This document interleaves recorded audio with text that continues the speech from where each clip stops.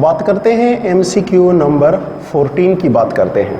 MCQ number 14 कहता है कि the process of vector subtraction is similar to, पहला ऑप्शन है addition of vector, B option है multiplication of vector, C option है डिवीजन ऑफ वेक्टर और डी ऑप्शन है रिजोल्यूशन ऑफ वेक्टर। तो इससे पहले जो एमसीक्यू था, एमसीक्यू नंबर 13, वहाँ पर हमने ये कहा था कि हेड टू टेल रूल एक ऐसा तरीका है जिसको हम वेक्टर सब्ट्रैक्शन एडिशन के लिए भी इस्तेमाल कर सकते हैं और वेक्टर सब्ट्रैक्शन के लिए भी इस्तेमाल कर सकते हैं। तो चूंकि वेक्टर एडिशन और वेक्टर सब्ट्रैक्शन के लिए एक जैसा तरीका इस्तेमाल होता है, इसलिए हम कह सकते हैं कि वेक्टर एडिशन जो है ये सिमिलर है मेथड के लिहाज से, सॉल्व करने के लिहाज से वेक्टर एडिशन सिमिलर है किसके साथ, वेक्टर सब्ट्रैक्शन के साथ इसकी सिमिलरिटी है। और ये सिमिलरिटी इस वजह से है कि दोनों के लिए एक ही मेथड जो कि हेड टू टेल रूल है वो इस्तेमाल होती है। इसलिए इस एमसीक्यू नंबर 14 में हमारे साथ जो दुरुस्त ऑप्शन है वो ये है कि the process of vector subtraction is similar to addition of vector. यूं 14 में हमारे साथ जो दुरुस्त ऑप्शन है वो ऑप्शन ए जो है वो करेक्ट ऑप्शन है। बात करते हैं एमसीक्यू नंबर 15 की बात करते हैं। तो एमसीक्यू नंबर 15 जैसा कि आपको स्क्रीन के ऊपर नजर आ रहा है, इसका कहना यह है कि a truck travelling due to north at 20 metre per second turns west and travels at the same speed, then the resultant velocity is। अब ए ऑप्शन है 20 metre per second north west, B option है 20 into 2 under the root north west, C option है 20 into 2 under the root south west और D option है 40 metre per second south west. तो dear student, यहाँ पर हमने सबसे पहले इस किस्म के एमसीक्यू को सॉल्व करने के लिए सबसे पहले हम वेक्टर डायग्राम जो है वो बनाते हैं। तो फॉर एग्जांपल ये हमारे साथ क्या है, वेक्टर डायग्राम है। ये हमारे साथ ईस्ट है, ये हमारे साथ वेस्ट, ये हमारे साथ क्या है नॉर्थ और ये हमारे साथ क्या है साउथ है। अब जो कि जैसा कि एमसीक्यू में हमें बताया गया है, एमसीक्यू में हमें बताया गया है कि एक ट्रक है और वो नॉर्थ की तरफ 20 मीटर पर सेकेंड के साथ चलता है। फॉर एग्जांपल इस ट्रक की जो इनिशियल वेलोसिटी है जिसको हम v1 से जाहिर करते हैं, ये 20 मीटर पर सेकेंड है और जब आप ऑरिजिन से स्टार्ट लेते हो तो नॉर्थ जो है वो इस सीमत में होगा। तो v1 इसकी initial velocity 20 metre per second इस सीमत में होगी। अब इसके बाद ये कहता है कि यहां पर जब ये ट्रक पहुंच जाता है तो फिर ये टर्न कर लेता है किसकी सीमत में, वेस्ट की सीमत में ये टर्न कर लेता है और टर्न करने के बाद ये फिर 20 मीटर पर सेकेंड के साथ ही अपना सफर जारी रखता है। मतलब वेस्ट यहां पर खड़े होकर इस सीमत में हमारे साथ क्या होगा, वेस्ट होगा, क्योंकि वेस्ट इस सीमत में है। अब यूं ये हमारे साथ क्या बनेगा, 20 मीटर पर सेकेंड और ये आपको नजर आ रहा है ये वेस्ट की सीमत में है। अब उन्होंने हमसे पूछा है कि हम क्या मालूम करें, हम इस ट्रक की रिजल्टेंट वेलोसिटी को ढूंढना चाहते हैं कि इसकी रिजल्टेंट वेलोसिटी जो है वो किधर हो, वो कैसी होगी या इसको हम किस तरह ढूंढ सकते हैं। तो इसकी जो रिजल्टेंट वेलोसिटी है वो हम फाइंड आउट करना चाहते हैं और रिजल्टेंट वेलोसिटी जो है ये v के बराबर है। और ये भी याद रखिए डियर स्टूडेंट, रिजल्टेंट वेलोसिटी को मालूम करने के लिए हम फर्स्ट वेक्टर से लास्ट वेक्टर की हेड की तरफ एक लाइन जो है वो ड्रा करते हैं। अब ये लाइन जो है वो दरअसल इस ट्रक की क्या होगी, रिजल्टेंट वेलोसिटी होगी। और ये according to head to tail rule, इसको अगर हम ढूंढना चाहते हैं तो हेड टू टेल रूल के जरिए हम इस रिजल्टेंट वेलोसिटी को इस तरह ढूंढ सकते हैं कि ये रिजल्टेंट वेलोसिटी जो है ये बनी हुई है किस चीज की, v1 plus v2 component velocity की बनी हुई है। मतलब ये रिजल्टेंट वेलोसिटी है और v1 v2 जो है ये हमारे साथ कंपोनेंट वेलोसिटीज है। अब अगर हम इसका मैग्नीट्यूड ढूंढना चाहते हैं, रिजल्टेंट वेलोसिटी का मैग्नीट्यूड, तो इसके लिए हम क्या करेंगे, v1 की मैग्नीट्यूड का स्क्वायर लेंगे प्लस v2 की मैग्नीट्यूड का स्क्वायर जो है वो लेंगे और साथ में इसका क्या करते हैं, अंडर द रूट जो है वो भी हम लेंगे। अब हमने क्या करना है, यहां पर चूंकि ये दोनों वेक्टर परपेंडिकुलर है, इसलिए हम परपेंडिकुलर वेक्टर का रिजल्टेंट इस तरह ढूंढते हैं कि पहले वेक्टर की मैग्नीट्यूड का स्क्वायर प्लस दूसरे का square and whole under the root. अब अगर यहां पर हम वैल्यू लगाते हैं तो v1 की कीमत क्या है 20, तो इसका हम स्क्वायर लेंगे। v2 की कीमत भी क्या है 20 मीटर पर सेकंड, तो इसका भी हम इस तरह स्क्वायर जो है, स्क्वायर रूट जो है वो ले लेते हैं। अब इसको हम इस तरह भी लिख सकते हैं, ये हमारे साथ क्या होगा 2, क्योंकि 20 का स्क्वायर प्लस 20 का स्क्वायर ये बराबर होगा 2 इंटू 20 का स्क्वायर, और ये हमारे साथ इस तरह आ जाएगा। अब अगर हम इसको सिंप्लीफाई करते हैं तो 2 अंडर द रूट इस तरह होगा, और 20 का स्क्वायर का अंडर रूट जो है वो हम अलग से ले लेते हैं। यूं हमारे साथ जो रिजल्टेंट वेलोसिटी का मैग्नीट्यूड होगा, ये और ये कैंसिल आउट होंगे, हमारे साथ क्या आ जाएगा 20, और ये हमारे साथ क्या होगा 2 अंडर द रूट होगा, और वेलोसिटी का यूनिट जो है वो हमारे साथ क्या है, मीटर पर सेकंड है। अब एक बात तो डियर स्टूडेंट क्लियर है कि जो रिजल्टेंट वेलोसिटी है इसका मैग्नीट्यूड जो है वो ये होगा, मतलब ये इस रिजल्टेंट वेलोसिटी का हमारे साथ क्या आया, मैग्नीट्यूड आया।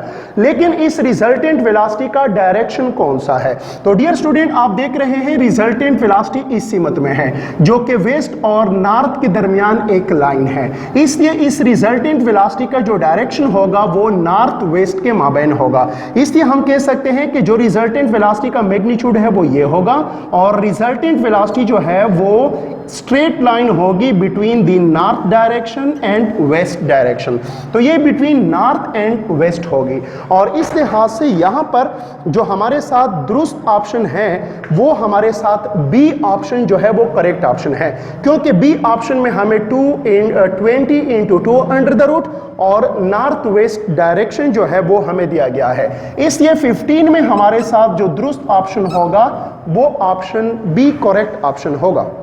बात करते हैं एमसीक्यू नंबर 16 की, तो एमसीक्यू नंबर 16 जो है ये एमसीक्यू नंबर 15 के साथ काफ़ी मिलता जुलता है, लेकिन जो क्वेश्चन नंबर 15 था उसमें हमसे रिजल्टेंट वेलोसिटी मांगी गई थी और इसमें हमसे चेंज इन वेलोसिटी जो है वो मांगा गया है। तो डियर स्टूडेंट, एक होती है रिजल्टेंट वेलोसिटी और दूसरी होती है चेंज इन वेलोसिटी, तो इसमें क्या फ़र्क है इसके हवाले से हम अभी यहां पर क्या करते हैं, डिस्कस करते हैं। तो चलो एमसीक्यू के स्टेटमेंट को देखें। ये कहता है कि truck travelling due to north at 20 metre per second turns west and travels at the same speed, then the change in velocity is, तो इस ट्रक की वेलोसिटी में जो चेंज है वो हमने क्या करना होगा, ढूंढना होगा। तो अगेन हम क्या करते हैं, वही डायरेक्शन डायग्राम जो है वो हम बनाते हैं। डायरेक्शन डायग्राम अगेन हम इस तरह बनाते हैं, यहां पर हम ईस्ट लेते हैं, इस सीमत में हम वेस्ट लेते हैं, यहां पर हम नॉर्थ लेते हैं और यहां पर हम साउथ ले लेते हैं। इस तरह ये जो ट्रक है पहले जो है वो जा रहा था किसके साथ, v1 वेलोसिटी इसकी इस सीमत में है, ये इसकी v1 वेलोसिटी है और ये कितनी है, ये 20 मीटर पर सेकंड के बराबर है। इसके बाद ये टर्न हो जाता है किधर, वेस्ट की तरफ, और वेस्ट की तरफ यहां पर खड़े होकर वेस्ट जो है वो इस सीमत में बनेगा और यूं ये इसकी वेलोसिटी जो है वो हमारे साथ v2 होगी और ये हमारे साथ 20 मीटर पर सेकंड के बराबर है। अब डियर स्टूडेंट, इस एमसीक्यू में हमसे मांगा गया है क्या, चेंज इन वेलोसिटी जो है वो हमसे मांगा गया है, चेंज इन वेलोसिटी। और चेंज इन वेलोसिटी आपको पता है इसको हम डेल्टा v से जाहिर करते हैं और चेंज इन वेलोसिटी बराबर होता है फाइनल वेलोसिटी जो कि v2 है माइनस इनिशियल वेलोसिटी के डिफरेंस के बराबर होती है। चेंज इन वेलोसिटी दरअसल डिफरेंस होती है final velocity minus initial velocity की डिफरेंस होती है। अब इसको हम ये दरअसल हमने क्या करना है, इस चेंज इन वेलोसिटी को ढूंढने के लिए हमने v2 वेलोसिटी से v1 वेक्टर को या v1 वेलोसिटी को सब्ट्रैक्ट करना होगा। तो इसके लिए इसको हम इस तरह भी लिख सकते हैं कि आप v2 वेक्टर जो है उसको आप ले लें और इस v2 वेक्टर के साथ आप माइनस v1 वेक्टर को आप क्या कर ले, ऐड कर ले, तो यूं आपके साथ ये जो चेंज इन वेलोसिटी है ये हासिल हो सकती है। अब अगर हम इसको डायग्रामेटिकली बनाएं तो डायग्रामेटिकली v2 जो है ये हमारे साथ ये है, तो ये जो v2 है इसको मैंने इस तरह लिखा, ये v2 जो है चूंकि ये वेस्ट की सीमत में है तो v2 जो जो है वो मैंने इस तरह इस सीमत में लिया जो कि क्या है 20 मीटर पर सेकेंड के बराबर है। अब डियर स्टूडेंट v1 जो है ये ऊपर की तरफ है, लेकिन यहां पर हमें v1 की नहीं माइनस v1 की जरूरत है, जो कि दरअसल v1 वेक्टर का नेगेटिव वेक्टर है। अब अगर v1 वेक्टर इधर है तो माइनस v1 वेक्टर जो है वो हमारे साथ इस सीमत में आएगा, बल्कि इसको हम यहां पर v1 minus v1 v plus v1 vector इधर है तो माइनस v1 वेक्टर जो है इसको हम इस सीमत में ड्रा करेंगे, और according head to tail rule ये हमारे साथ पहला वेक्टर है, v2 हमारे साथ पहला वेक्टर है, और माइनस v1 जो है ये हमारे साथ दूसरा वेक्टर है, ये हमारे साथ माइनस v1 वेक्टर है। अब यहां पर जो हमारे साथ रिजल्टेंट वेक्टर बनेगा वो दरअसल चेंज इन वेलोसिटी को रिप्रेजेंट करेगा, और ये जो रिजल्टेंट वेक्टर है ये इस पहले वेक्टर के टेल से शुरू होगा और लास्ट वेक्टर के हेड के साथ हम इसको ज्वाइन करेंगे। तो ये हमारे साथ क्या हासिल हुआ, ये हमारे साथ चेंज इन वेलोसिटी हासिल हुआ। तो चेंज इन वेलोसिटी का जो डायरेक्शन होगा वो इधर होगा। बहरहाल अगर हम इस चेंज इन वेलोसिटी का मैग्नीट्यूड ढूंढना चाहते हैं तो चेंज इन वेलोसिटी का मैग्नीट्यूड हम इस तरह ढूंढ सकते हैं कि v2 का जो मैग्नीट्यूड है उसका स्क्वायर प्लस ये जो v1 है इसका मैग्नीट्यूड। वैसे आप इसको पॉजिटिव भी ले सकते हैं, नेगेटिव भी ले सकते हैं, स्क्वायर लोगे तो जवाब हमेशा आपके साथ पॉजिटिव ही होगा। अब अगर यहां पर हम कीमतें लगाते हैं तो ये क्या है 20 का स्क्वायर, ये भी क्या होगा माइनस 20 का स्क्वायर होगा, और इसको हम इस तरह लिखेंगे तो ये क्या बनेगा, ये भी हमारे साथ 20 का स्क्वायर बनेगा और ये भी हमारे साथ 20 का स्क्वायर बन जाएगा। और इसको हम इस तरह भी लिख सकते हैं, ये दोनों जमा करेंगे तो हमारे साथ 2 इंटू 20 का स्क्वायर और होल अंडर द रूट आएगा। अब 2 का अंडर द रूट अलग लिया और 20 स्क्वायर का अंडर रूट जो है वो अलग लिया। अब ये और ये कैंसिल आउट हो जाएंगे, इसको हमने 20 लिखा, इसको हमने 2 लिखा। ये हमारे साथ magnitude of change in velocity है, लेकिन इसका जो यूनिट होगा वो मीटर पर सेकेंड होगा। लेकिन इस चेंज इन वेलोसिटी का जो डायरेक्शन है वो ये वाला है। डियर स्टूडेंट याद रखिए रिजल्टेंट वेलोसिटी का डायरेक्शन जो है वो इधर आ रहा था, ये रिजल्टेंट वेलोसिटी का डायरेक्शन था, और चेंज इन वेलोसिटी का डायरेक्शन ये है जो कि वेस्ट और साउथ के माबैन आ रहा है। तो जो चेंज इन वेलोसिटी है इसकी डायरेक्शन वेस्ट और साउथ के माबैन होगा, वेस्ट और साउथ की सीमत में इसका डायरेक्शन होगा। इसलिए ये जो हमारे साथ MCQ नंबर 16 है इसमें हमारे साथ जो दुरुस्त ऑप्शन है वो 20 into 2 under the root south west या वेस्ट साउथ का जो डायरेक्शन है ये आप वेस्ट साउथ या साउथ वेस्ट जो है वो भी आप लिख सकते हैं। इसीलिए इस MCQ में जो कि 16 है हमारे साथ दुरुस्त ऑप्शन जो है वो C ऑप्शन है। तो डियर स्टूडेंट आपने देखा कि हम दो वेक्टरों का रिजल्टेंट वेक्टर किस तरह ढूंढ सकते हैं और दो वेक्टरों का जो चेंज होता है वो हम किस तरह, जो कि दरअसल उसके दोनों वेक्टरों के डिफरेंस के बराबर होता है, वो हम किस तरह ढूंढ सकते हैं। बात करते हैं MCQ नंबर 17 की बात करते हैं। MCQ नंबर 17 कहता है कि the sum of two vectors A and B is 5i plus j and their difference is 3i minus 2j. The vector A is then. तो इस MCQ में दरअसल आपको बताया गया है कि आपके पास दो वेक्टर है, एक वेक्टर A है और दूसरा वेक्टर B है। अब आपको बताया गया है कि इन दोनों वेक्टरों का जो सम है, अगर हम इन दोनों को जमा करें, इन दोनों वेक्टरों का जो सम है वो उसने बताया है कि ये हमारे साथ 5i प्लस j के बराबर आता है। और फिर उसने बताया है कि इन दोनों वेक्टरों का जो डिफरेंस है, डिफरेंस का मतलब ये है कि आप a माइनस b लिखो, this is the difference of this two vector और this is the sum of this two vector. Sum दरअसल दो चीजों के मजमुए से जो जवाब आता है उसको हम सम कहते हैं, दो चीजों को माइनस करने से जो जवाब आता है उसको हम डिफरेंस बोलते हैं, दो चीजों को ज़रब करने से जो जवाब आता है उसको हम प्रोडक्ट बोलते हैं, और दो चीजों को तकसीम करने से जो जवाब आता है उसको हम कोशेंट बोलते हैं। बहरहाल ये इन दोनों वेक्टरों का डिफरेंस है और ये जो हमें दिया गया है ये बताया गया है कि ये 3i माइनस j के माइनस 2j के बराबर है। अभी इस MCQ में हमसे कहा गया है कि आप इस वेक्टर A को मालूम करें कि वेक्टर A जो है वो कैसा है, किस चीज़ के बराबर है। तो डियर स्टूडेंट, यहाँ पर हम यूँ करते हैं कि एक वेक्टर हमारे साथ a प्लस बी से बनने वाला वेक्टर है और दूसरा हमसे a माइनस बी मतलब दोनों वेक्टरों के डिफरेंस से बनने वाला वेक्टर है। अब हम क्या करते हैं, इस वेक्टर को और इस वेक्टर को हम ऐड करते हैं। a को अगर हम a के साथ ऐड करेंगे तो हमारे साथ 2a आएगा और ये प्लस b और ये माइनस b कैंसिल आउट हो जाएंगे, यूँ हमारे साथ जीरो या नल वेक्टर आ जाएगा। ठीक है, ये फॉर एग्जांपल हमारे साथ जब भी आप किसी वेक्टर को उसके नेगेटिव वेक्टर के साथ जमा करते हो तो आपके साथ नल वेक्टर आता है। अच्छा, अब यहाँ पर ये करना है कि i को i के साथ ऐड करना है और j को j के साथ ऐड करना है। तो ये 5i और 3i जब जमा हो जाएंगे तो हमारे साथ 8i बनेगा।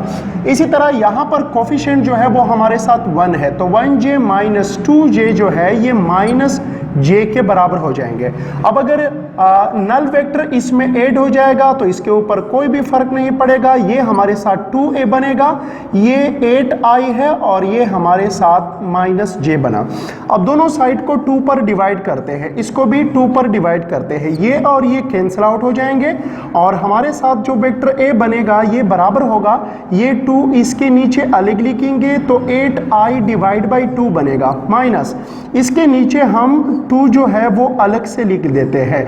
अब इसको हम अगर सिंप्लीफाई करें तो इस तरह भी लिख सकते हैं कि जो वेक्टर a है 8 डिवाइड बाई 2, इससे आ जाएगा 4, ये हमारे साथ i होगा और ये दरअसल 1 डिवाइड बाई 2 है और 1 डिवाइड बाई 2 0.5 के बराबर है और यहाँ पर हमारे साथ क्या आ जाएगा, j आ जाएगा। यूँ यहाँ पर हमने प्रूफ किया कि जो हमारे साथ वेक्टर a है ये 4i माइनस 0.5j के बराबर है, जो कि दरअसल हमारे साथ 17 MCQ में डी ऑप्शन है। सो यूं 17 में डी ऑप्शन करेक्ट ऑप्शन होगा। बात करते हैं MCQ नंबर 18 की।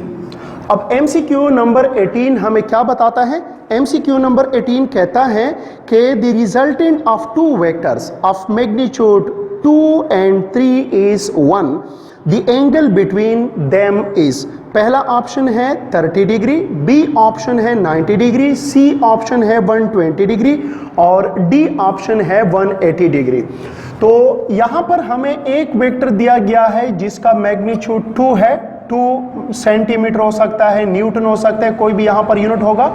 और दूसरा वेक्टर जो हमारे साथ वेक्टर बी है, इसका मैग्नीट्यूड जो है वो 3 है। ठीक है, अब उसने ये कहा है कि इन दोनों वेक्टरों से जो हमें रिजल्टेंट वेक्टर आ रहा है उसका मैग्नीट्यूड 1 है। अब ऐसा इन दोनों वेक्टरों के दरमियान कौन से एंगल पे पॉसिबल है? तो आपको याद होगा इससे पहले एक MCQ हमारे सामने आया था, वहां पर हमने ये कहा था कि किसी भी दो वेक्टरों को जमा करने से जो मैक्सिमम रिजल्टेंट आएगा वो 0 डिग्री पे आएगा और वो दरअसल उन दोनों वेक्टरों के मैग्नीट्यूड के सिंपल एडिशन के बराबर होगा। कहने का मकसद ये है कि इन दोनों वेक्टरों का अगर हम मैक्सिमम रिजल्टेंट ढूंढना चाहते हैं तो मैक्सिमम रिजल्टेंट का एम्पलीट्यूड मैग्नीट्यूड किसके बराबर होगा? Magnitude of A and magnitude of B इसके बराबर होगा और मैक्सिमम रिजल्टेंट हमें मिलेगा 0 डिग्री पे। तो 0 डिग्री पे जो हमें मैक्सिमम रिजल्टेंट मिलता इन दोनों वेक्टरों का मिलेगा वो क्या होगा? वो 2 + 3 मतलब 5 के बराबर होगा। तो जो मैक्सिमम रिजल्टेंट हमें मिलता है वो उसका मैग्नीट्यूड 5 होगा और ऐसा 0 डिग्री पे हो सकता है। लेकिन यहां पर हमें ऐसा रिजल्टेंट चाहिए जिसका मैग्नीट्यूड कितना हो? 1 हो। तो ये 1 जो है वो दरअसल मिनिमम रिजल्टेंट है इन दोनों वेक्टरों का, क्योंकि 3 और 2 का डिफरेंस जो है वो 1 के बराबर है और दोनों वेक्टरों की डिफरेंस से जो जवाब आता है वो दरअसल हमारे पास 180 डिग्री पे आता है। अब अगर हम इन दोनों का मिनिमम रिजल्टेंट ढूंढना चाहते हैं तो मिनिमम रिजल्टेंट के लिए हमने इन दोनों के दरमियान 180 डिग्री लेना होगा और 180 डिग्री पे इन दोनों का जो मैग्नीट्यूड होगा वो 3 - 2 या 2 - 3 होगा और जवाब हमारे साथ 1 आ जाएगा। तो याद रखिए डियर स्टूडेंट, अगर हम इन दोनों वेक्टरों को 180 डिग्री पे मिलाते हैं तो रिजल्टेंट हमारे साथ 1 आएगा। और यही उसने एमसीक्यू में भी पूछा है कि इन दोनों वेक्टरों का रिजल्टेंट हमारे साथ 1 कब आएगा। तो अगर इन दोनों वेक्टरों का रिजल्टेंट हम 1 चाहते हैं तो एंगल को हमने 180 डिग्री रखना होगा, क्योंकि 180 डिग्री पे दो वेक्टरों का जो रिजल्टेंट होता है वो सिंपली उन दोनों के मैग्नीट्यूड के सब्ट्रैक्शन से हमें हासिल होता है। इसलिए इन दोनों के सब्ट्रैक्शन से हमारे साथ 1 आ रहा है और ये 1 इन दोनों वेक्टरों से हमारे पास सिर्फ 180 डिग्री पे ही हो सकता है। इसीलिए इस एमसीक्यू में जो हमारे साथ दुरुस्त ऑप्शन होगा वो ऑप्शन डी हमारे साथ करेक्ट ऑप्शन होगा। बात करते हैं एमसीक्यू नंबर 19 की। तो एमसीक्यू नंबर 19 हमें बताता है कि 2 forces of 12 newton and 8 newton act on a body. The resultant force on the body has a maximum value of 4 Newton.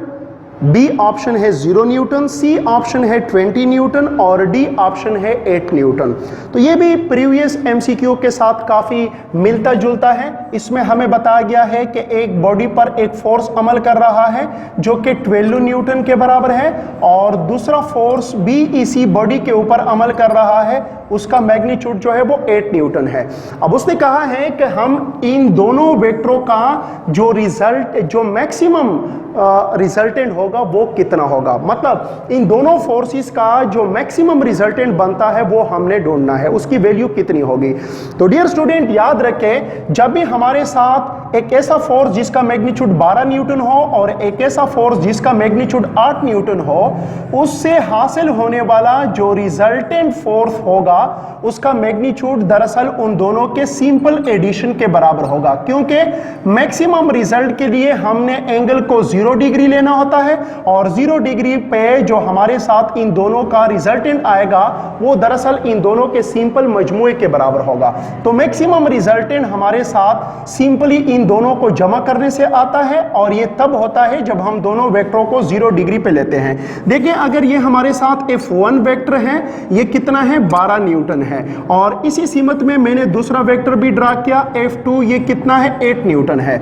अब इन दोनों का जो रिजल्टेंट है वो इस पहले वेक्टर की टेल से लेकर लास्ट वेक्टर की हेड की तरफ होगा और यूं इन दोनों के ऊपर ये रिजल्टेंट जो है एग्जैक्टली इन दोनों वेक्टरों के ऊपर आ जाएगा और यूं इस रिजल्टेंट वेक्टर का जो मैग्नीट्यूड होगा वो 20 न्यूटन होगा और 20 न्यूटन दरअसल इन दोनों वेक्टरों से हासिल होने वाला मैक्सिमम रिजल्टेंट वेक्टर है। और मिनिमम, अगर आपसे मिनिमम के बारे में पूछा जाए तो मिनिमम के लिए आपने 12 से 8 को सब्ट्रैक्ट करना होगा। तो मिनिमम रिजल्टेंट जो इन दोनों वेक्टरों का है वो 4 न्यूटन है और मैक्सिमम रिजल्टेंट जो है वो इन दोनों वेक्टरों का 20 न्यूटन जो है वो हमारे साथ करेक्ट ऑप्शन है। इसीलिए इस एमसीक्यू नंबर 19 में जो सी ऑप्शन है वो हमारे साथ दुरुस्त ऑप्शन होगा। बात करते हैं एमसीक्यू नंबर 20 की। तो एमसीक्यू नंबर 20 में हमसे कहा गया है कि if a plus B magnitude is equal to a का मैग्नीट्यूड प्लस b का magnitude, then the angle between vector a and vector b is. तो डियर स्टूडेंट इस एमसीक्यू में हमें यह कंडीशन दिया गया है कि फॉर एग्जांपल आपके साथ एक वेक्टर है वेक्टर a और दूसरा वेक्टर है वेक्टर b। अब उसने कहा है कि ये दोनों वेक्टर जो है ये एक खास कंडीशन को ओबे करते हैं और वो कंडीशन ये है कि इन दोनों वेक्टरों का जो रिजल्टेंट वेक्टर है उसका मैग्नीट्यूड बराबर है पहले वेक्टर की मैग्नीट्यूड प्लस दूसरे वेक्टर की मैग्नीट्यूड के मजमूए के बराबर है। अब ऐसा कब हो सकता है, ऐसा कब मुमकिन है कि दो वेक्टरों का रिजल्टेंट हम इस तरह हासिल करें कि वो सिंपली पहले वेक्टर की मैग्नीट्यूड और दूसरे वेक्टर की मैग्नीट्यूड के बराबर हो। अब डियर स्टूडेंट याद रखें ये कंडीशन हमारे साथ पॉसिबल है कौन से एंगल पे 0 डिग्री पे, क्योंकि जब हम 0 डिग्री पे दो वेक्टरों को जमा करते हैं तो उन दोनों वेक्टरों का जो रिजल्टेंट वेक्टर होगा उसका मैग्नीट्यूड दरअसल उन इनफरादी वेक्टरों के मैग्नीट्यूड के मजमूए के बराबर होगा। फॉर एग्जांपल इस वेक्टर का मैग्नीट्यूड जो है वो 3 है और इसका मैग्नीट्यूड जो है वो 5 है। अब अगर हम इसको जमा करेंगे तो रिजल्टेंट वेक्टर का मैग्नीट्यूड हमारे साथ क्या आ जाएगा 8 आ जाएगा। और ऐसा मुमकिन है सिर्फ कौन से डिग्री पे? 0 डिग्री पे, क्योंकि जब हम दो वेक्टरों को 0 डिग्री पे मिलाते हैं तो 0 डिग्री पर मिलने वाले दो वेक्टरों का जो रिजल्टेंट वेक्टर बनेगा, उस रिजल्टेंट वेक्टर का मैग्नीट्यूड दरअसल उन दोनों कंपोनेंट वेक्टर के मैग्नीट्यूड के सिंपल एडिशन के बराबर होगा। अब ये यहां पर भी उसने ये पूछा है कि इन दोनों वेक्टरों का जो रिजल्टेंट है, इस रिजल्टेंट का मैग्नीट्यूड बराबर है पहले वेक्टर की मैग्नीट्यूड और दूसरे वेक्टर की मैग्नीट्यूड के। अब ये कौन सा एंगल हम ए और बी के दरमियान रखें ताकि ये कंडीशन सेटिस्फाई हो जाए? तो याद रखिए डियर स्टूडेंट, 0 डिग्री पे ये कंडीशन वेक्टर ए और वेक्टर बी सेटिस्फाई कर सकते हैं। इसलिए इस एमसीक्यू नंबर 20 में जो हमारे साथ दुरुस्त ऑप्शन है वो ऑप्शन सी है, क्योंकि ऑप्शन सी में हमें 0 डिग्री दिया गया है। बात करते हैं एमसीक्यू नंबर 21 की। तो एमसीक्यू नंबर 21 क्या कहता है? यह कहता है कि which pair of forces can not produce a resultant of 50 newton. पहला ऑप्शन है 20 newton and 5 newton, B option है 10 newton and 5 newton, C option है 5 न्यूटन एंड 5 न्यूटन, और डी ऑप्शन है 15 newton and 15 newton. Dear student, इस MCQ को समझने के लिए हमने कुछ बेसिक चीज़ों को समझना होगा। फर्ज करें हमारे साथ एक फोर्स है जो कि 10 न्यूटन है और दूसरा फोर्स जो है वो हमारे साथ 15 न्यूटन है। अब इन दोनों फोर्सेस का जो मैक्सिमम रिजल्टेंट होगा वो 0 डिग्री पे होगा, और ये मैक्सिमम रिजल्टेंट दरअसल 5 और 15 का मजमुआ होगा जो कि 25 बनता है।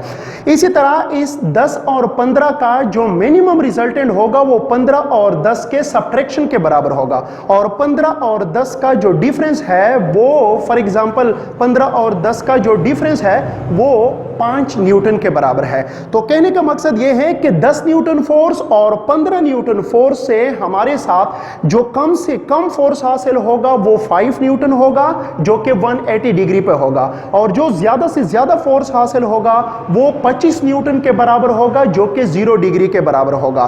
तो मतलब यह है कि 10 और 15 से 0 डिग्री पे मिनिमम, 0 डिग्री पे मैक्सिमम और 180 डिग्री पे हमारे साथ मिनिमम वेक्टर हासिल होगा।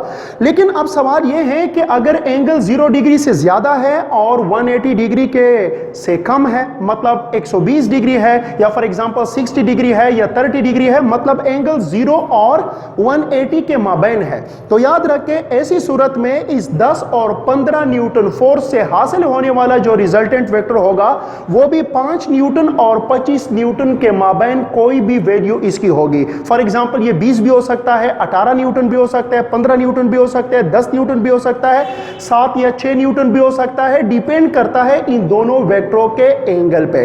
यहां पर सबसे अहम बात यह है कि 5 और 10 न्यूटन वेक्टर से कभी भी 5 न्यूटन से कम वेक्टर हमें कभी भी हासिल नहीं होगा। इसी तरह 5 और 15 न्यूटन के फोर्स से कभी भी हमारे साथ 25 न्यूटन से ज्यादा फोर्स जो है वो हमारे पास हासिल नहीं होगा।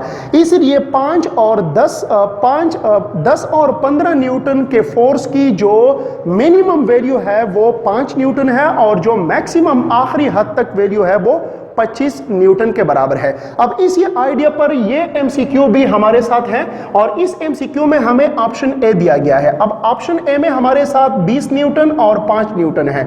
अब डियर स्टूडेंट, इन दोनों फोर्सेस को अगर हम 0 डिग्री पे मिलाते हैं तो इसका रिजल्टेंट हमारे साथ मैक्सिमम रिजल्टेंट होगा, और ये मैक्सिमम रिजल्टेंट 25 न्यूटन के बराबर होगा। और इन दोनों वेक्टरों को, इन दोनों फोर्सेस को अगर हम 180 डिग्री पे मिलाते हैं तो इसका रिजल्टेंट हमारे साथ मिनिमम होगा जो कि दरअसल इन दोनों के सब्ट्रैक्शन के बराबर होगा। अब 20 से 5 सब्ट्रैक्ट करोगे तो हमारे साथ 15 न्यूटन आएगा।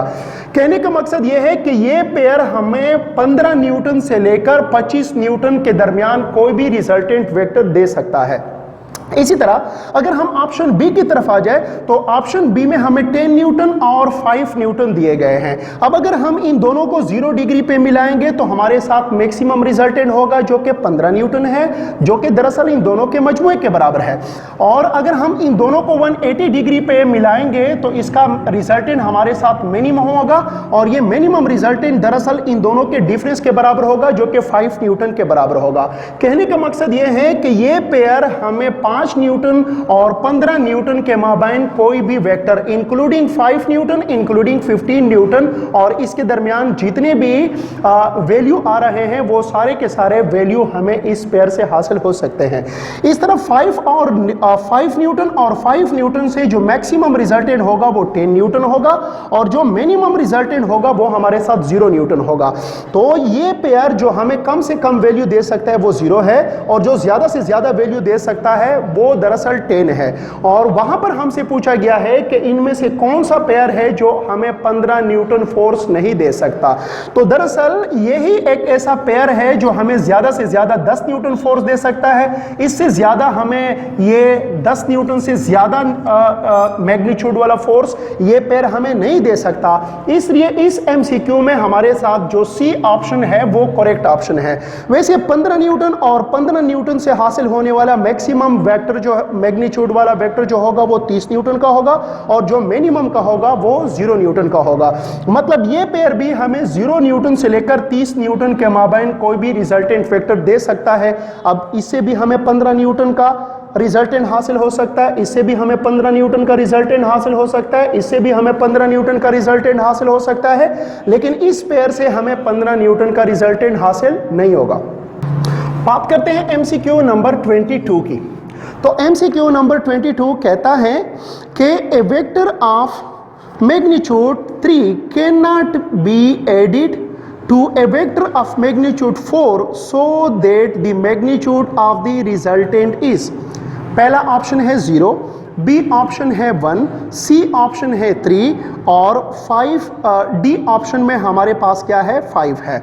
तो उसे ये कहा है कि अगर एक वेक्टर हमारे साथ क्या हो 3 न्यूटन का मैग्नीट्यूड रखता हो और दूसरे वेक्टर का जो मैग्नीट्यूड है वो हमारे साथ 4 न्यूटन के बराबर है या 4 सेंटीमीटर के बराबर है, तो ये कहता है कि इन दोनों वेक्टरों को हम किसी भी तरीके से इस तरह जमा नहीं कर सकते कि हमारे साथ ऐसा रिजल्टेंट वेक्टर आ जाए। कैसा रिजल्टेंट वेक्टर? तो इसके लिए सबसे पहले हमने ये देखना है इन दोनों वेक्टरों का जो मैक्सिमम रिजल्टेंट होगा, डियर स्टूडेंट वो बताया वो कितना होगा, मैक्सिमम रिजल्टेंट दरअसल 7 के बराबर होगा और इन दोनों का जो मिनिमम रिजल्टेंट होगा वो दरअसल इन दोनों के डिफरेंस के बराबर होगा जो कि 1 है।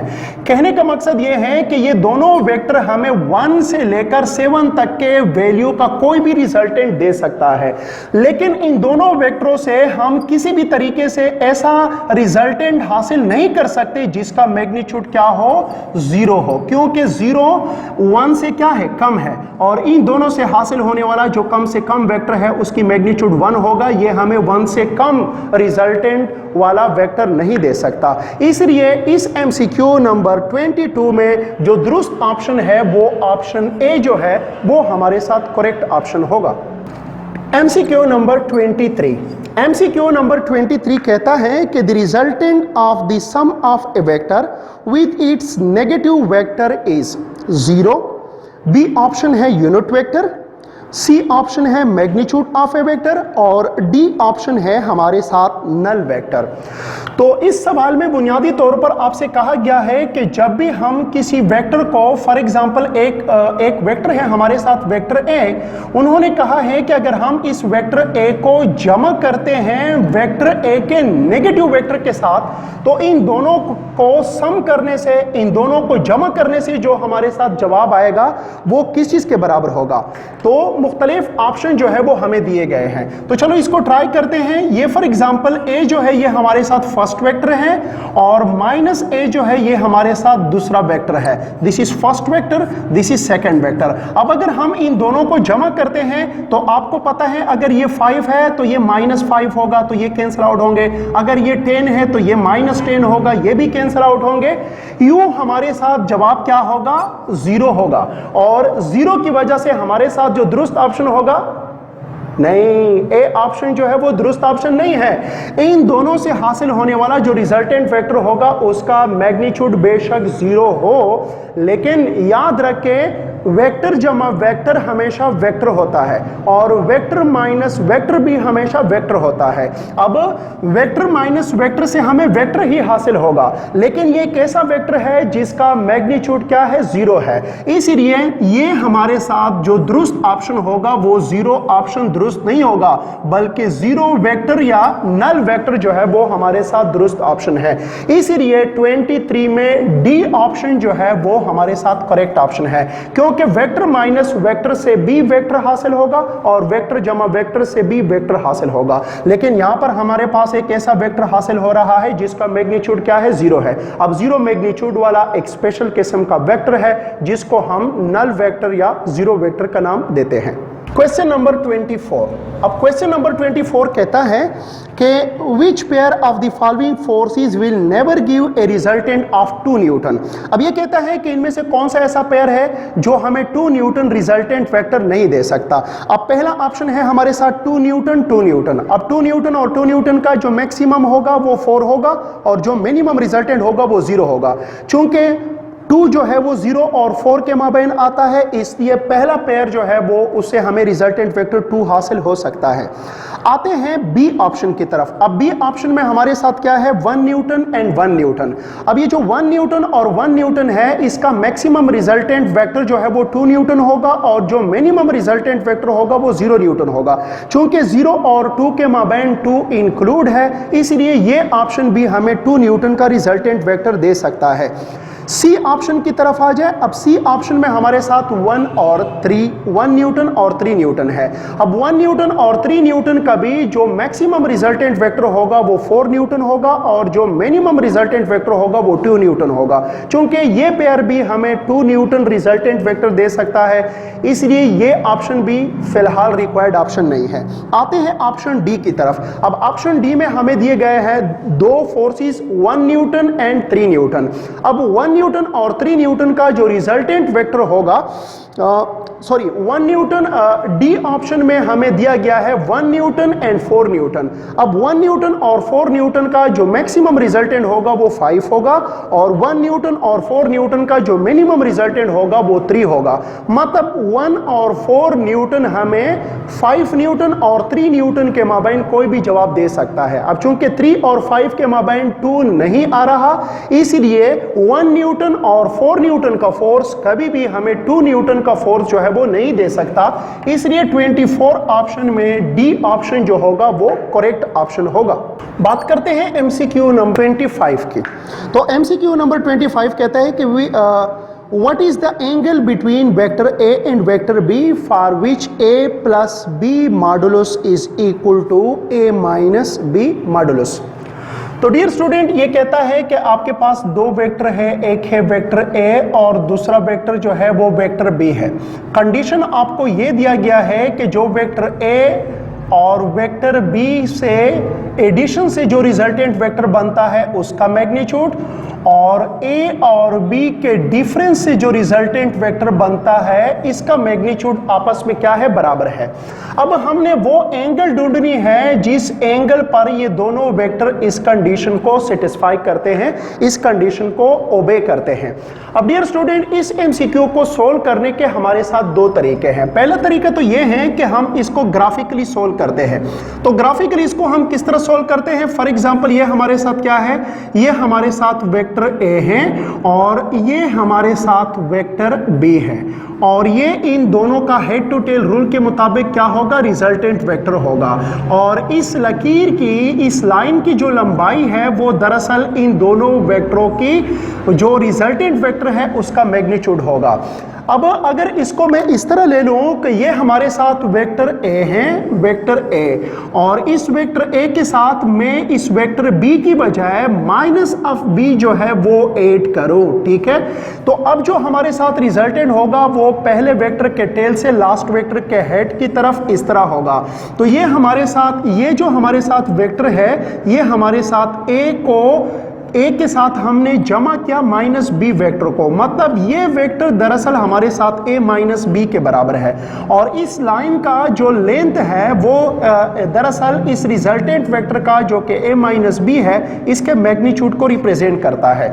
अब डियर स्टूडेंट, आप देख रहे हैं कि अगर इन दोनों वेक्टरों के दरमियान एंगल 90 डिग्री हो, ठीक है, तो इन दोनों का जो रिजल्टेंट का जमा करने से जो रिजल्टेंट वेक्टर की मैग्नीट्यूड हासिल होगा और इन दोनों को माइनस करने से जो रिजल्टेंट वेक्टर का मैग्नीट्यूड होगा, उन दोनों की लंबाई आपस में क्या होगी, बराबर होगी।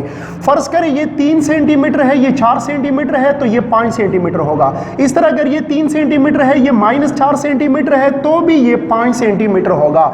मतलब ये है कि अगर ये 5 सेंटीमीटर के बराबर आ रहा है तो ये लेंथ भी क्या होगा, 5 सेंटीमीटर के बराबर होगा। लेकिन ऐसा सिर्फ मुमकिन है कि अगर वेक्टर ए और वेक्टर बी के दरमियान एंगल कितना हो, 90 डिग्री हो। इसलिए इस 25 में हमारे साथ जो दुरुस्त ऑप्शन है वो 90 डिग्री, जो कि ऑप्शन डी है, वो हमारे साथ करेक्ट ऑप्शन होगा, जो कि डी ऑप्शन हमारे साथ करेक्ट ऑप्शन बनेगा। लेकिन अगर हम इसको फार्मूले से करना चाहते हैं तो इसको हम फार्मूले से इस तरह करना चाहते हैं। देखें, इसके लिए जो फार्मूला है ए जमा बी के रिजल्टेंट के लिए जो फार्मूला है वो इस किस्म का है कि वेक्टर ए का स्क्वायर प्लस वेक्टर बी का square plus 2 times vector A vector B into cos theta and whole under the root is equal to, इसके लिए जो फार्मूला है ए माइनस बी के रिजल्टेंट के लिए जो फार्मूला है वो इस किस्म का है कि वेक्टर ए का स्क्वायर प्लस वेक्टर बी का स्क्वायर, लेकिन यहां पर जब माइनस होगा तो ये 2 टाइम्स यहां पर माइनस हो जाएगा। सो -2ab इंटू कॉस थीटा हमारे साथ आ जाएगा और ये हमारे साथ यहां पर हम अंडर रूट लेंगे। अब क्या करते हैं, अब दोनों साइड का स्क्वायर ले लेते हैं, इसका भी स्क्वायर ले लेते हैं और इसका भी हम क्या कर लेते हैं, स्क्वायर ले लेते हैं। तो अगर हम इसका स्क्वायर लेंगे तो ये और ये कैंसिल आउट, हमारे साथ क्या आएगा, a square plus b square plus 2ab into cos theta आ जाएगा। इसको और इसको भी हम कैंसिल आउट कर सकते हैं, तो हमारे साथ a square plus b square minus 2ab cos theta जो है वो हमारे साथ आ जाएगा। अब इस साइड पे ये है और इस साइड पे ये है, तो हम इसको यहां से और यहां से कैंसिल आउट कर सकते हैं। यूं हमारे साथ यहां पर क्या आ रहा है, 2ab cos थीटा, और इस साइड पर हमारे साथ क्या है, -2ab cos थीटा है। अब अगर हम इसको इधर शिफ्ट करेंगे तो हमारे साथ क्या आ जाएगा, ये -2 है, इधर आ जाएगा तो +2 होगा, +2 इसके साथ ऐड होगा तो 4ab cos थीटा हमारे साथ आ जाएगा। लेकिन इस साइड पर हमारे साथ क्या बाकी बच जाएगा, 0। अब अगर हम दोनों साइड को 4ab पर डिवाइड करते हैं, इसको भी हम 4ab पर डिवाइड करते हैं, तो ये और ये कैंसिल आउट, हमारे साथ क्या आ जाएगा, और ये चूंकि 0 होगा, अब हम लिख सकते हैं कि cos theta is equal to 0। अब अगर हम cos को इधर ले जाए तो हमारे साथ क्या आ जाएगा, theta is equal to cos inverse into 0। और आपको पता है डियर स्टूडेंट, cos इनवर्स 0 जो है वो 90 डिग्री के बराबर है। अगेन हमारे साथ वही जवाब आ रहा है जो ग्राफिकल मेथड से हमने हासिल किया था। यूं MCQ नंबर 25 में डी ऑप्शन करेक्ट ऑप्शन होगा। बात करते हैं MCQ नंबर 26 की बात करते हैं। तो MCQ नंबर 26 हमें कहता है कि 2 vectors A and B are such that A plus B का जो रिजल्टेंट है is equal to A minus B का जो रिजल्टेंट है इसके बराबर होगा। हमें बताया गया है कि आपके पास 2 वेक्टर है, एक है वेक्टर A और दूसरा है वेक्टर B, और ये दोनों वेक्टर इस कंडीशन को ओबे करते हैं कि वेक्टर A जमा B का जो रिजल्टेंट है ये A माइनस B के रिजल्टेंट के बराबर है।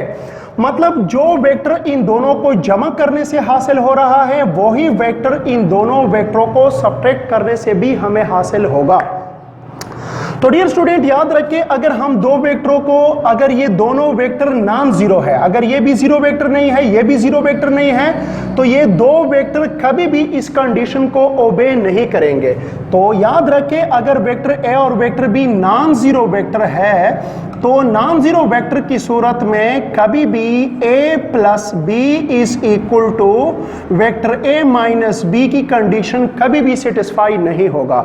लेकिन अगर कोई भी दो वेक्टर ये दो कंडीशन सेटिस्फाई कर रहे हैं तो इसका मतलब यह है कि जो सेकंड वेक्टर है वेक्टर b ये किस चीज के बराबर है, इसका मैग्नीट्यूड जो है वो जीरो है या ये नल वेक्टर के बराबर है। मतलब ये जीरो वेक्टर के बराबर है या नल वेक्टर के अगर बराबर है तो अगर हम ये अगर जीरो वेक्टर है तो इसको अगर हम इसके साथ ऐड भी करेंगे और अगर ये जीरो वेक्टर है इसको हम इससे सब्ट्रैक्ट भी करेंगे तो इसके ऊपर कोई भी फर्क नहीं पड़ेगा। मतलब a के साथ जीरो वेक्टर ऐड करने से जो जवाब आएगा वो a के साथ जीरो वेक्टर को सब्ट्रैक्ट करने से भी वही जवाब हमारे साथ हासिल होगा। तो इसलिए 26 में हमारे साथ जो दुरुस्त ऑप्शन होगा वो जीरो वाला ऑप्शन जो है वो दुरुस्त ऑप्शन होगा और ये हमारे साथ ऑप्शन डी जो है वो करेक्ट ऑप्शन है। और ऑप्शन डी कहता है कि जब वेक्टर बी जीरो हो तो ये कंडीशन सेटिस्फाई होगा। बात करते हैं एमसीक्यू नंबर 27 की। अब एमसीक्यू नंबर 27 कहता है कि when a number is multiplied with a vector only its direction is reversed, the number is A option है 1, B ऑप्शन है -1, C ऑप्शन है -0.5 और D ऑप्शन जो है वो हमारे साथ 0 के बराबर है। अब ये कहता है कि हमारे पास वो कौन सा नंबर है जिसको ज़रब करने से किसी भी वेक्टर का सिर्फ डायरेक्शन जो है वो रिवर्स हो जाए। तो फॉर एग्जांपल ये हमारे साथ क्या है, ये हमारे साथ एक वेक्टर है वेक्टर A जो इस सीमत में 5 सेंटीमीटर के फासले को जाहिर करता है। अब अगर हम इस वेक्टर को -1 में ज़रब देंगे तो -1 में ज़रब देने से हमारे साथ जो NA वेक्टर होगा वो -1 इंटू A वेक्टर होगा। मतलब हमारे साथ -A वेक्टर जो है वो हासिल हो जाएगा। अब अगर वेक्टर A के लिए हमने 5 सेंटीमीटर की लाइन इधर ड्रा की है तो -A के लिए -A वेक्टर के लिए हम यही लाइन इसी लंबाई के बराबर ड्रा करेंगे, लेकिन इसका जो एरो हेड होगा वो इस सीमत में होगा। तो डियर स्टूडेंट, आपने देखा कि जब भी हम किसी वेक्टर को -1 में ज़रब देते हैं तो इसके नतीजे में जो नया वेक्टर हासिल होगा वो इस वेक्टर के मुकाबले में सिर्फ डायरेक्शन में रिवर्स होगा और मैग्नीट्यूड दोनों का आपस में बराबर होगा। तो याद रखें डियर स्टूडेंट, जब भी आप किसी वेक्टर को -1 में ज़रब देते हो तो आपको दरअसल उस वेक्टर का नेगेटिव वेक्टर हासिल होता है। अगर आप किसी वेक्टर को 1 में ज़रब देते हो तो याद रखें ऐसी सूरत में वेक्टर का ना तो मैग्नीट्यूड चेंज होगा ना ही डायरेक्शन चेंज होगा। और एक और बात, अहम बात, वो ये याद रखें कि जब भी किसी वेक्टर को हम 0 में ज़रब देते हैं we will always get a null vector. बहरहाल इस एमसीक्यू में हमारे साथ जो दुरुस्त ऑप्शन है वो -1 का ऑप्शन जो है वो दुरुस्त ऑप्शन है और 27 में हमारे साथ बी ऑप्शन करेक्ट ऑप्शन होगा। नेक्स्ट है हमारे साथ एमसीक्यू नंबर 28। हमारे साथ नेक्स्ट एमसीक्यू है। ये कहता है कि force and linear momentum are good example of multiplication of a vector by a number. A option by a number, B option by a scalar quantity, C option by a vector quantity और D option हमारे साथ है none of this. मतलब इनमें से कोई option भी दुरुस्त नहीं है। तो डियर स्टूडेंट, अगर आप देखें तो फोर्स जो है, फोर्स ये एक वेक्टर क्वांटिटी है और फोर्स जो है ये मास और एक्सेलरेशन के हासिल ज़रब के बराबर है। तो यहाँ पर आप देख सकते हैं कि फोर्स जो कि खुद एक वेक्टर क्वांटिटी है इसके लिए मास और एक्सेलरेशन ज़रब होते हैं। अब मास जो है ये हमारे साथ एक स्केलर क्वांटिटी है और एक्सेलरेशन जो है ये हमारे साथ एक वेक्टर क्वांटिटी है। तो इसका मतलब तो ये बनता है कि फोर्स एक ऐसी फिजिकल क्वांटिटी है जिसको बनाने के लिए एक स्केलर जो है वो मल्टीप्लाई किया जाता है किसके साथ, एक वेक्टर के साथ। मतलब फोर्स में वेक्टर जो है इसको हम मल्टीप्लाई करते हैं एक स्केलर क्वांटिटी जो कि मास है उसके साथ। अब एक्सेलरेशन एक वेक्टर है और मास जो है ये हमारे साथ एक स्केलर क्वांटिटी है। तो फोर्स जो है ये स्केलर और वेक्टर के हासिल ज़रब के बराबर होगा। इसी तरह दूसरा जो है वो हमारे साथ मोमेंटम है। मोमेंटम को हम P से जाहिर करते हैं। मोमेंटम भी वेक्टर है और ये आम प्रोडक्ट है मास और वेलोसिटी का। अब जैसा कि आप देख सकते हैं मोमेंटम जो है ये हमारे साथ वेक्टर क्वांटिटी है, मास जो है वो हमारे साथ स्केलर क्वांटिटी है और वेलोसिटी जो है ये हमारे साथ एक वेक्टर क्वांटिटी है। तो मोमेंटम में हम वेलोसिटी को जो कि एक वेक्टर क्वांटिटी है हम ज़रब देते हैं मास में जो कि एक स्केलर क्वांटिटी है। तो इस एमसीक्यू का दुरुस्त ऑप्शन ये है कि मोमेंटम और फोर्स को बनाने के लिए हमने एक वेक्टर क्वांटिटी के साथ एक स्केलर क्वांटिटी को ज़रब करना होगा। इसलिए यहाँ पर जो हमारे साथ 28 में दुरुस्त ऑप्शन है वो स्केलर क्वांटिटी का ऑप्शन जो है वो दुरुस्त ऑप्शन है, जो कि हमारे साथ ऑप्शन बी है। तो 28 में बी ऑप्शन करेक्ट ऑप्शन होगा। एक और बात भी डियर स्टूडेंट याद रखें और वो ये है कि स्केलर ज़रब वेक्टर जो है ये हमेशा वेक्टर ही होगा। मतलब ये है कि अगर आप किसी वेक्टर को मल्टीप्लाई करते हो एक स्केलर क्वांटिटी के जरिए, so you will always get A vector quantity. तो आपके साथ हमेशा एक वेक्टर क्वांटिटी ही हासिल होगी। दूसरी बात ये है कि एक स्केलर को अगर आप दूसरे स्केलर क्वांटिटी के साथ ज़रब करते हो तो हमेशा आपके साथ क्या हासिल होगा? स्केलर क्वांटिटी हासिल होगी। लेकिन अगर आप एक वेक्टर को दूसरे वेक्टर के साथ ज़रब करते हो तो याद रखें जवाब आपके साथ स्केलर भी हो सकता है और जवाब आपके साथ वेक्टर भी हो सकता है। तो आसान लफ्जों में आप यूं कह सकते हैं स्केलर ज़रब वेक्टर हमेशा वेक्टर होगा, स्केलर मल्टीप्लाइड विद स्केलर हमेशा क्या होगा? स्केलर होगा। और दो वेक्टरों का जो ज़रब होगा जिसको हम डॉट प्रोडक्ट और क्रॉस प्रोडक्ट का नाम देते हैं। अब दो वेक्टरों को ज़रब करने से हमारे साथ स्केलर भी हासिल हो सकता है और दो वेक्टरों को ज़रब करने से हमारे साथ वेक्टर क्वांटिटी भी हासिल हो सकती है। नेक्स्ट है हमारे साथ एमसीक्यू नंबर 29। अब एमसीक्यू नंबर 29 कहता है कि a vector of 2 centimetre north east is multiplied by a number -5, then the resultant vector will be. पहला ऑप्शन है 10 centimetre north east, B option है -10 centimetre north east, C option है 10 centimetre south west और D option है -10 centimetre south west. तो इस MCQ को समझने के लिए सबसे पहले हमने डायरेक्शन डायग्राम ड्रा करना है। तो फॉर एग्जांपल ये हमारे साथ डायरेक्शन डायग्राम है, इधर हम ईस्ट बनाते हैं, इधर हम वेस्ट बनाते हैं, इधर हम नॉर्थ और इधर हम साउथ बनाते हैं। फिर उसने ये कहा है कि हमारे साथ एक 2 सेंटीमीटर का वेक्टर है। फॉर एग्जांपल वेक्टर ए हमें दिया गया है जो कि 2 सेंटीमीटर है, कौन से डायरेक्शन में? Along the north east. तो ये नॉर्थ ईस्ट की सीमत में 2 सेंटीमीटर का हमारे साथ एक वेक्टर है। ए हमारे साथ एक वेक्टर है, 2 सेंटीमीटर इसका मैग्नीट्यूड है और नॉर्थ ईस्ट इसका डायरेक्शन है। अब अगर हम इसको ड्रा करें तो डियर स्टूडेंट किसी भी वेक्टर को आप ऑरिजिन से स्टार्ट करोगे और ये चूंकि नॉर्थ है और ये क्या है? ईस्ट है, तो ये नॉर्थ ईस्ट डायरेक्शन में है। फॉर एग्जांपल ये हमारे साथ क्या है? ये हमारे साथ वेक्टर ए है और ये 2 सेंटीमीटर मैग्नीट्यूड है इसका और ये नॉर्थ ईस्ट डायरेक्शन में है।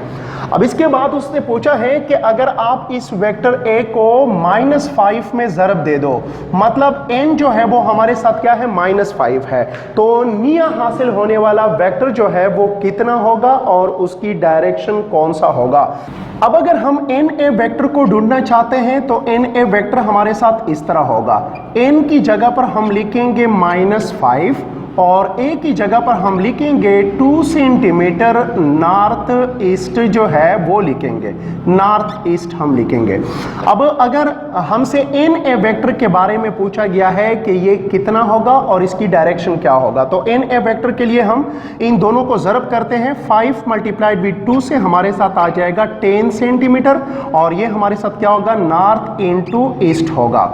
अब डियर स्टूडेंट यहाँ पर जो माइनस साइन है वो दरअसल हमें हमें opposite direction of this direction बताता है। इस नेगेटिव साइन का मतलब यह है कि इस वेक्टर का एन ए एक अलग वेक्टर है, ए एक अलग वेक्टर है, तो एन ए का जो वेक्टर होगा वो इस डायरेक्शन के अपोजिट होगा। तो अगर हम माइनस को इसके साथ ज़रब करेंगे तो हमारे साथ क्या आ जाएगा, हमारे साथ इसका अपोजिट डायरेक्शन आ जाएगा।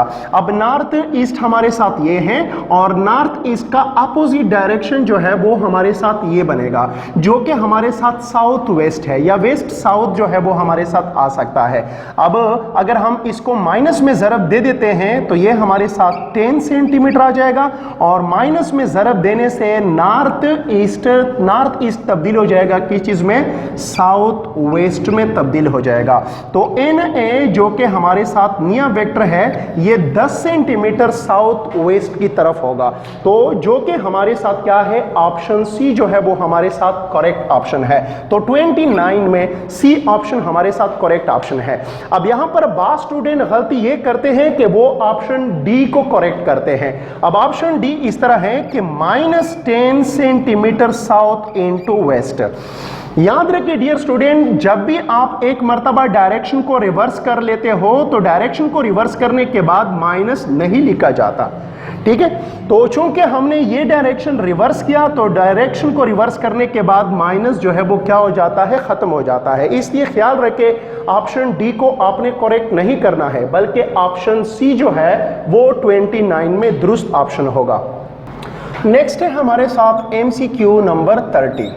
अब एमसीक्यू नंबर 30 जो है ये क्या कहता है, ये कहता है कि the reverse process of addition of vector is, मतलब वो प्रोसेस जो वेक्टर एडिशन की रिवर्स प्रोसेस है। तो ए ऑप्शन आपको दिया गया है negative of a vector, B option आपको दिया गया है multiplication of a vector, C option आपको दिया गया है सब्ट्रैक्शन ऑफ ए वेक्टर और डी ऑप्शन आपको दिया गया है रिजोल्यूशन ऑफ ए वेक्टर। तो डियर स्टूडेंट, जब भी आप इस एमसीक्यू को सुनते हो तो अक्सर स्टूडेंट के जहन में ये आता है कि चूंकि वेक्टर एडिशन एक अमल है और इसका रिवर्स प्रोसेस जो होगा वो सब्ट्रैक्शन ऑफ वेक्टर होगा। लेकिन याद रखिए dear student, in case of vector subtraction is not the reverse process of addition, बल्कि वेक्टर एडिशन की जो रिवर्स प्रोसेस है वो रिजोल्यूशन ऑफ वेक्टर है। याद रखिए resolution of a vector, resolution of a vector, resolution of a vector दरअसल किसी वेक्टर का उसके कंपोनेंट वेक्टर में स्प्लिट करने के अमल को बोला जाता है। So resolution of a vector is a reverse process of vector addition, is the reverse process of vector addition. तो इस सेंटेंस का क्या मतलब है, इस सेंटेंस का मतलब यह है कि रिजोल्यूशन ऑफ वेक्टर का जो अमल है, रिजोल्यूशन ऑफ वेक्टर का जो अमल है ये उलट प्रोसेस है, ये रिवर्स प्रोसेस है किस चीज का, वेक्टर एडिशन का। अब सवाल ये पैदा होता है कि हम ऐसा क्यों कहते हैं कि वेक्टर एडिशन की रिवर्स प्रोसेस जो है वो रिजोल्यूशन ऑफ वेक्टर है, हालांकि हमारा कॉमन सेंस तो कहता है कि इसको तो सब्ट्रैक्शन ऑफ वेक्टर होना चाहिए था, लेकिन सब्ट्रैक्शन ऑफ वेक्टर नहीं है, रिजोल्यूशन ऑफ ए वेक्टर है। तो यहां पर एक पॉइंट को मैं समझने की कोशिश करना चाहिए और वो ये है कि वेक्टर एडिशन को अगर हम देखें तो वेक्टर एडिशन में क्या होता है, वेक्टर एडिशन में हमें दो कंपोनेंट वेक्टर दिए गए होते हैं। फॉर एग्जाम्पल वेक्टर ए हमें दिया गया होता है और वेक्टर बी हमें दिया गया होता है। हम दोनों वेक्टरों को ज्वाइन करके हेड टू टेल रूल के जरिए और रिजल्टेंट वेक्टर आर जो है वो ढूंढते हैं। तो कहने का मकसद ये है कि वेक्टर एडिशन में गिवन वेक्टर हमारे साथ कंपोनेंट वेक्टर होते हैं और रिक्वायर्ड वेक्टर जो है वो हमारे साथ रिजल्टेंट वेक्टर होता है, जबकि रिजोल्यूशन ऑफ वेक्टर में इसका बिल्कुल उलट काम होता है। मतलब यह है कि रिजोल्यूशन ऑफ वेक्टर में हमें रिजल्टेंट वेक्टर दिया गया होता है, ये हमें गिवन होता है, जबकि ये जो कंपोनेंट वेक्टर जो अलोंग एक्स एक्सिस और वाई एक्सिस या जेड एक्सिस है उसको हम ढूंढते हैं। तो इस लिहाज से रिजोल्यूशन ऑफ वेक्टर जो है वो वेक्टर एडिशन का उलट है, क्योंकि वेक्टर एडिशन में कंपोनेंट वेक्टर गिवन होते हैं, रिजल्टेंट हम ढूंढते हैं, जबकि रिजोल्यूशन ऑफ वेक्टर में हमें रिजल्टेंट वेक्टर दिया गया होता है जबकि कंपोनेंट वेक्टर हम ढूंढते हैं। इसीलिए इस MCQ नंबर 30 में हमारे साथ जो दुरुस्त ऑप्शन होगा वो रिजोल्यूशन ऑफ वेक्टर, जो कि डी ऑप्शन है, ये हमारे साथ करेक्ट ऑप्शन होगा।